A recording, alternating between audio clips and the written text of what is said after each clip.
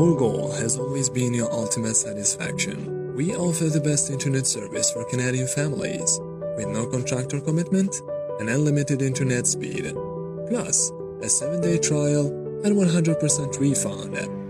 Your satisfaction is guaranteed with Transat Telecom.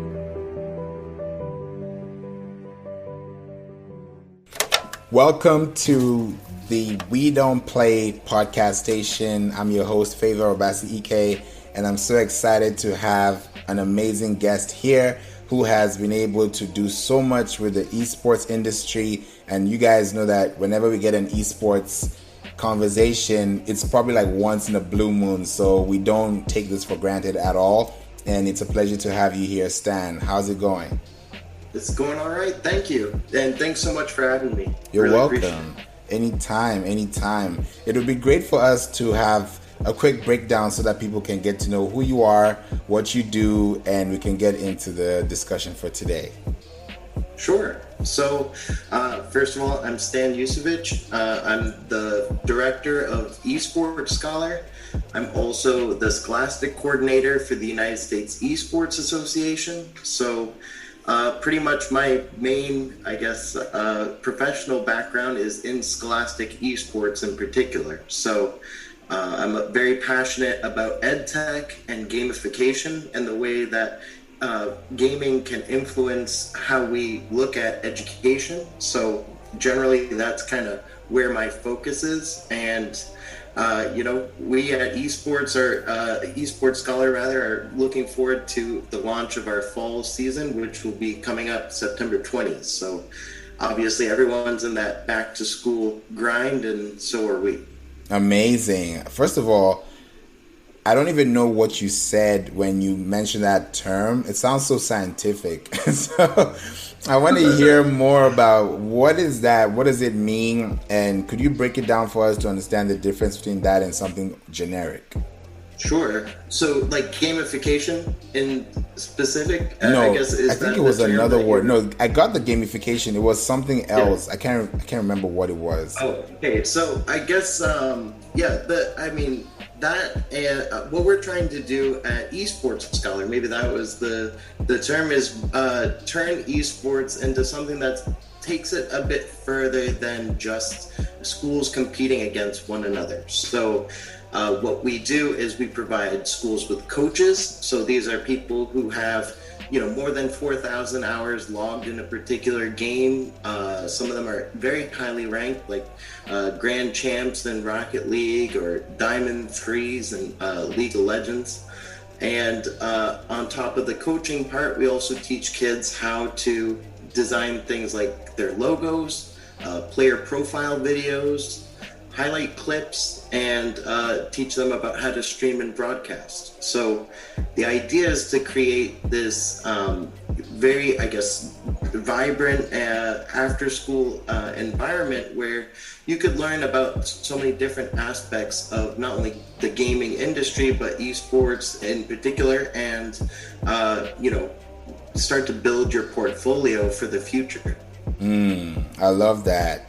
That makes a lot of sense because I know that the e-learning industry, by research, I think by 2026, it's going to be $1 trillion company or industry, so to speak, at large, macro-wise.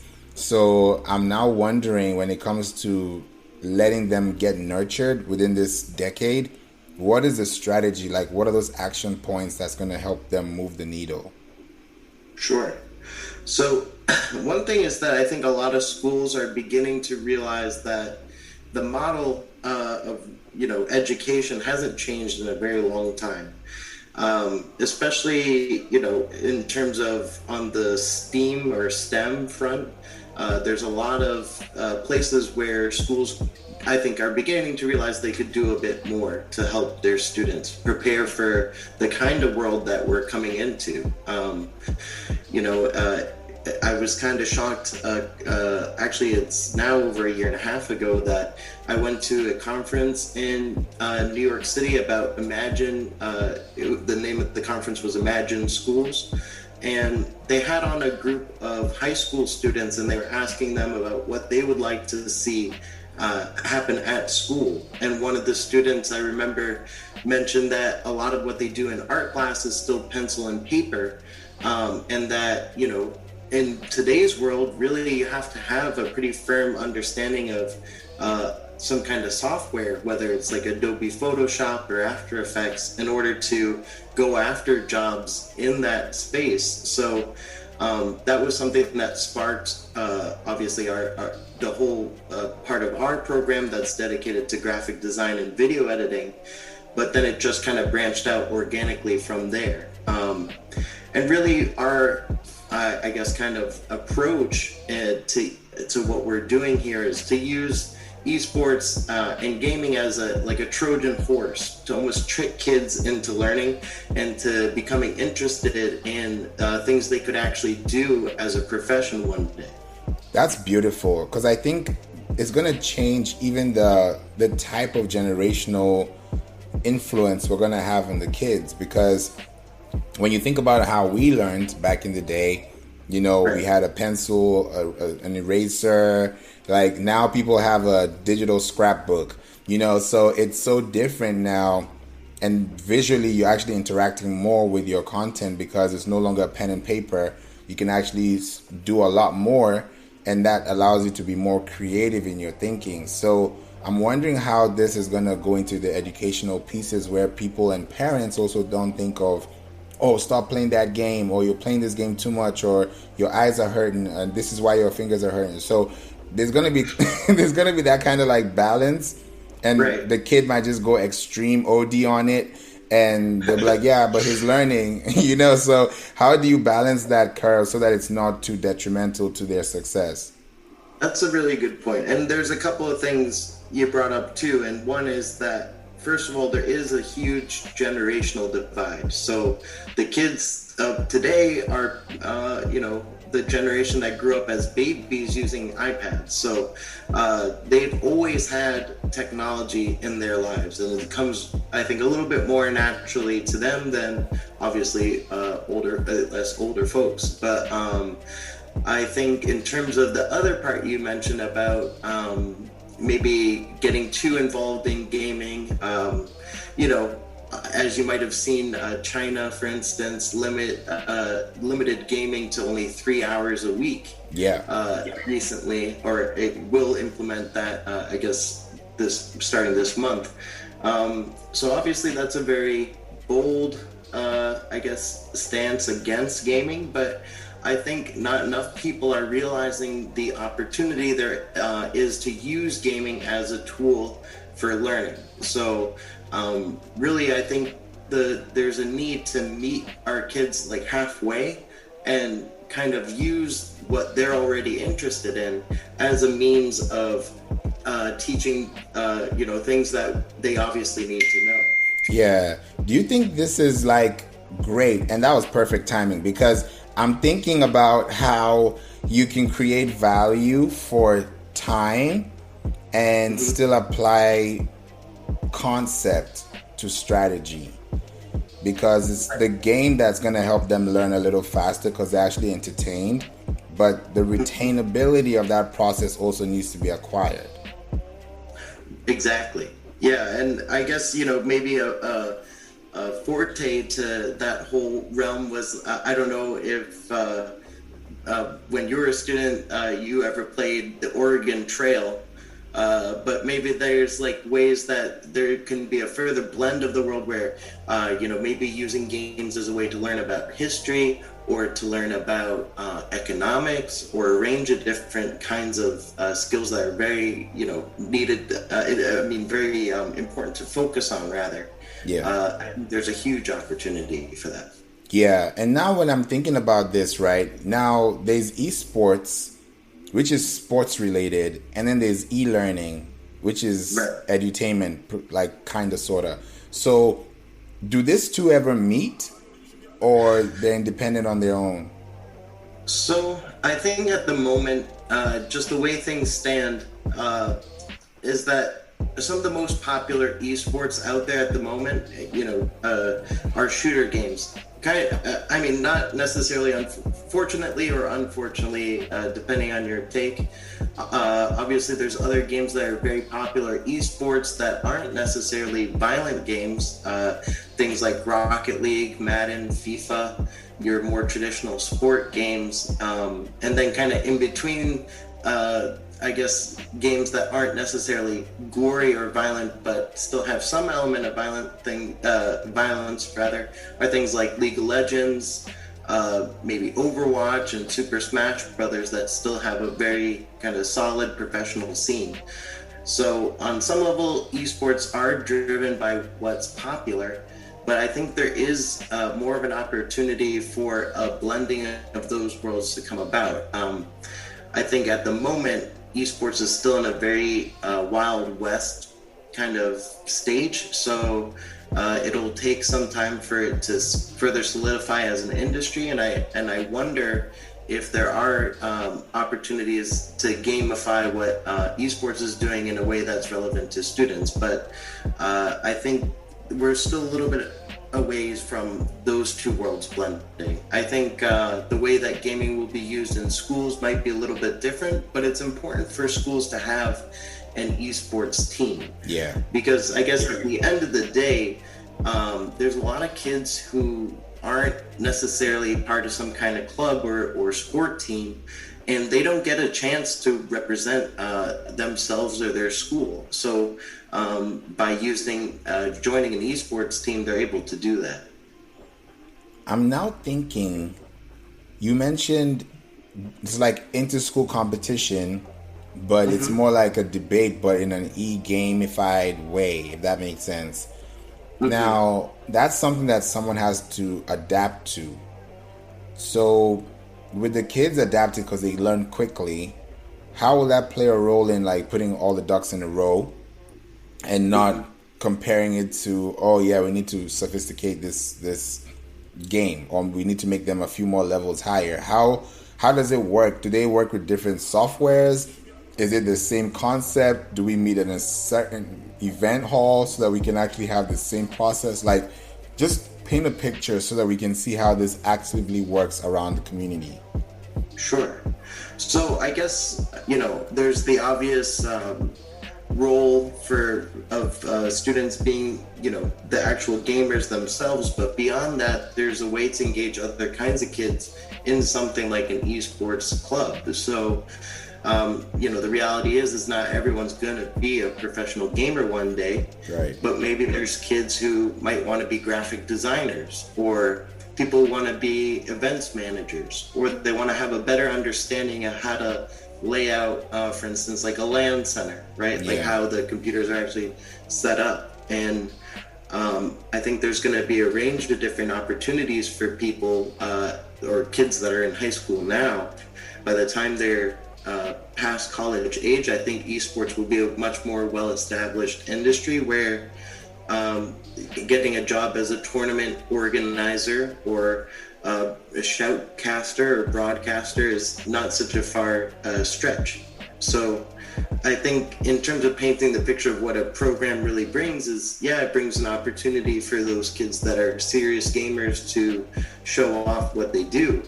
But there's also opportunities for other kinds of creative opportunities, but also maybe management kind of opportunities in terms of learning how to actually run events and how to organize events in that way.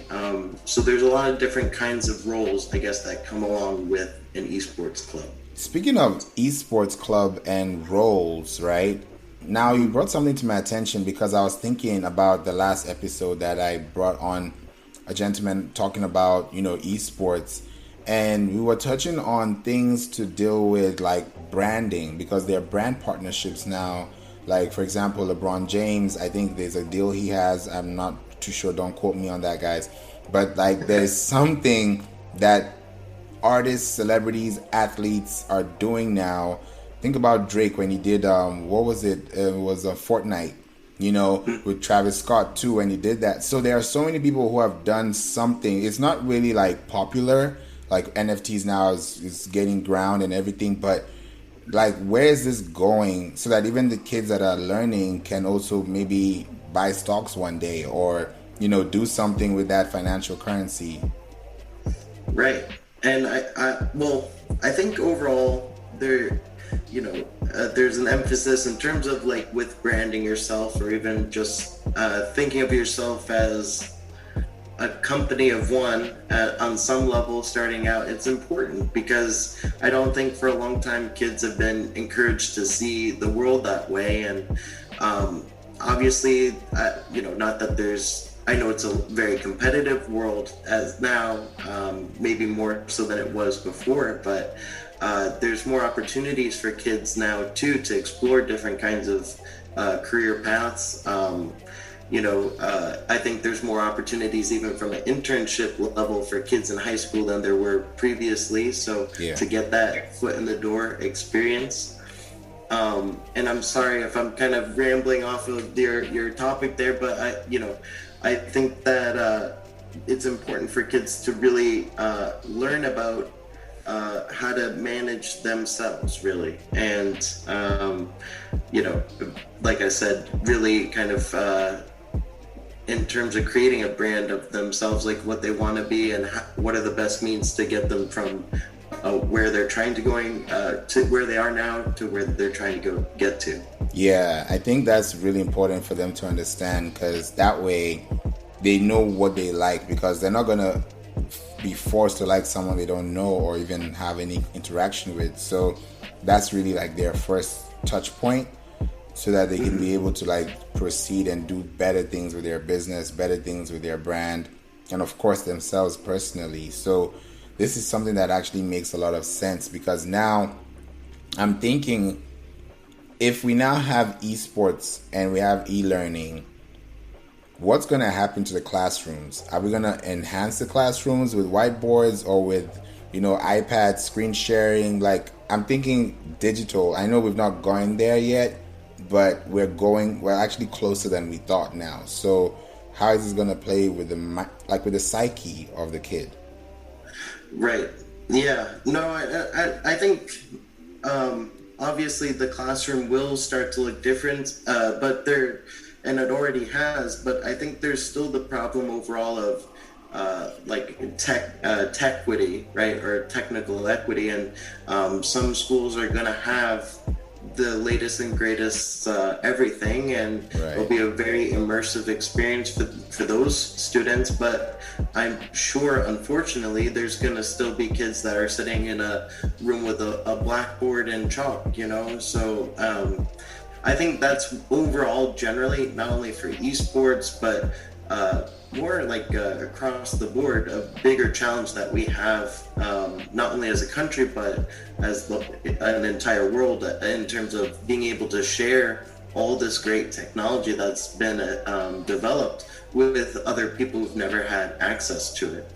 Because I know there was several kids we worked with over the pandemic where, they were having to share a computer with their siblings, right? And you can imagine how complicated that must have been for them to just manage their studies and their own life, having to like split a Chromebook with a couple of their brothers or sisters. Right. And then on the flip side, there's other kids who have the latest everything, and it's all just for them. So I think hopefully there's a way for us to bridge that gap. I know that it seems to be that technology, as it develops and develops, tends to get cheaper as it goes on. If you remember the first VCR players, they used to cost $1,000 back in the day, but they obviously now they're completely obsolete. But I'd hope that that barrier to entry gets lower and lower for folks, and things like rural broadband initiatives are important for getting higher speed internet to people across the country. So I'm encouraged by those kinds of trends, but I think it is still a major hurdle that we have to overcome. Yeah, I think so too, because once we address that and it's actually conveyed in a very positive, user-friendly way, it's going to change. And you're right, we've never really changed the classroom ever since it got started. So the same classroom that Albert Einstein was in, the setup, is the same setup we see years now. But going forward, people on Zoom, even Zoom has an interactive, immersive, I don't know what they call it. I think they call it, it's called immersive, where you can actually like have a full class and just have little boxes. I've not tried it myself, but that tells me that they're creating this. Look at Facebook now with AR and VR. You know, how are we going to integrate those things with gaming? Because are they going to interfere with the process, or are they going to enhance the process, you know?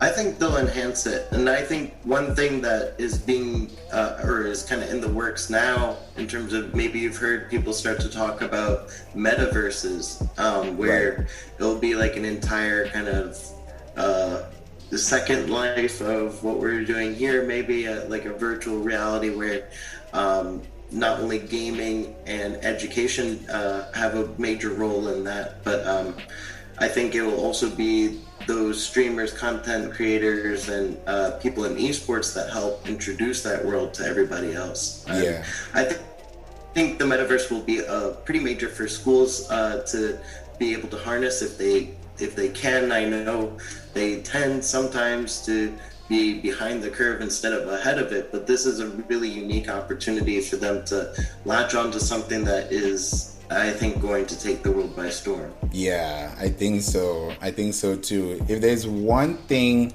you can leave with the audience today that will make them think about what we've talked about, what would it be? Because this is kind of like brand awareness. They may not even have an esports account, or they don't even know what it is, but it's coming. You may not know about crypto investment, but you know it's existing. So how can they leave something behind today that they can understand, so that they're prepared for anything that comes whenever it's related to them? Sure. So I think the biggest takeaway is that because of the internet, there's a whole host of new kinds of worlds that are out there. Some of them you might not even be aware of. But they aren't restricted to those people who are already in them. Yeah. In fact, I think a lot of times you'll find that these spaces are very inclusive spaces where people want you to get involved and want you to have a better understanding of it. So for me and esports, you know, I'd want parents to at least be open-minded enough to see that maybe there's an opportunity to do something good with this, and also to teachers as well. I think that there's a really unique learning opportunity. I think that seeing the kids become so engaged and so passionate about it is a really inspiring thing too. So I think just because it's new doesn't mean it's bad, although I understand their fears. And really, I think that's really the main point too, is we're trying to bridge this gap between what our kids are passionate about and what us as adults know is important for them to understand. So if there's anything to take away, I think it's mostly that. Yeah, I think so too. That's a really great point you mentioned there. Thank you so much for bringing that out. Wow, Stan, you've brought a lot of light to this discussion, and I know a lot of people may want to connect with you. So is there any way they can reach out to you on the platforms that are preferable to your reach? Sure. Yeah. So again, we're Esports Scholar, and that's our handle for Twitter. If you find us on Facebook, it's the same handle, LinkedIn, and even Twitch. So if you want to reach out to us, that's probably the best way. Amazing. Thank you so much, Stan, for bringing light to this conversation, and I look forward to bringing you back when we actually start having behind the scenes for the podcast. All right. Thank you so much. I really appreciate it. You're welcome.